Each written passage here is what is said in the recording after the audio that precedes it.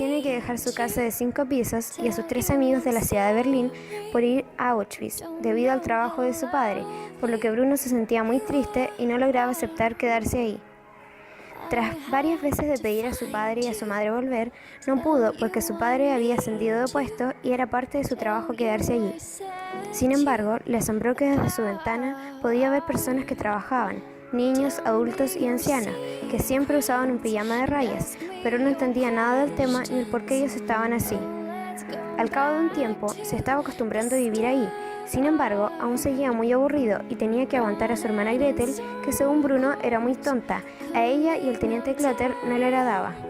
Él no lograba entender nada. Los trabajadores del hogar eran amigables con Bruno, pero eran silenciosos y temerosos de los demás. Un día decidió como explorador buscar lugares nuevos.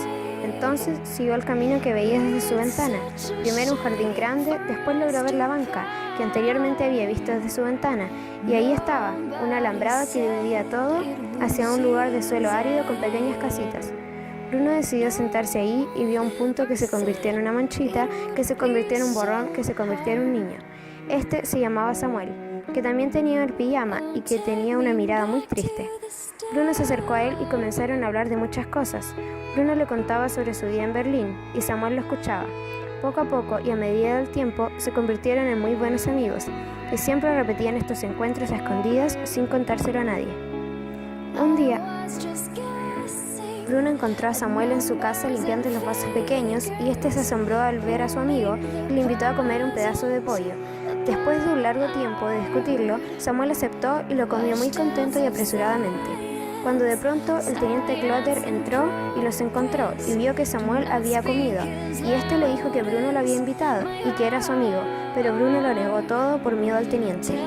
Samuel no apareció en una semana, pero cuando volvió parecía mucho más triste. Sin embargo, después de que Bruno le haya pedido muchas veces perdón, Samuel lo perdonó y Bruno se alegró mucho.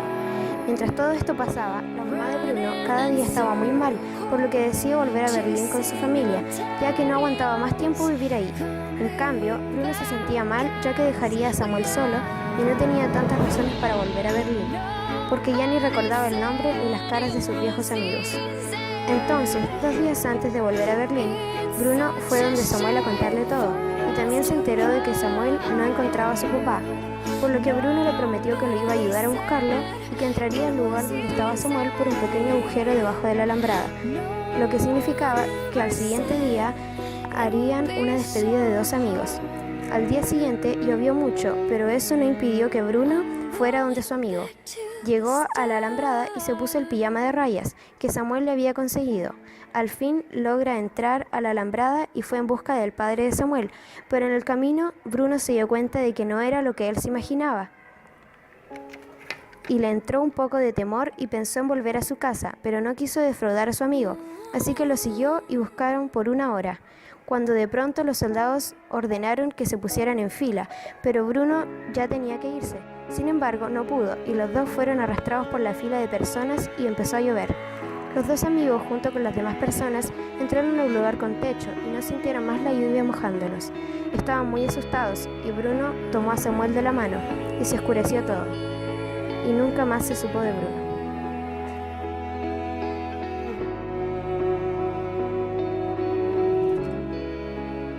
En mi opinión, creo que el libro es un impresionante relato, muy interesante e impactante, ya que nos muestra la perspectiva vida durante la plena era de las guerras mundiales, específicamente en plena Alemania nazi.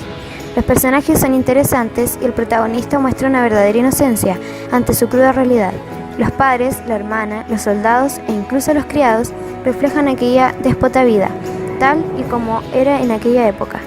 Pienso que este libro tiene una curiosa y producente historia, lo que lo vuelve un magnífico escrito que me agrada bastante.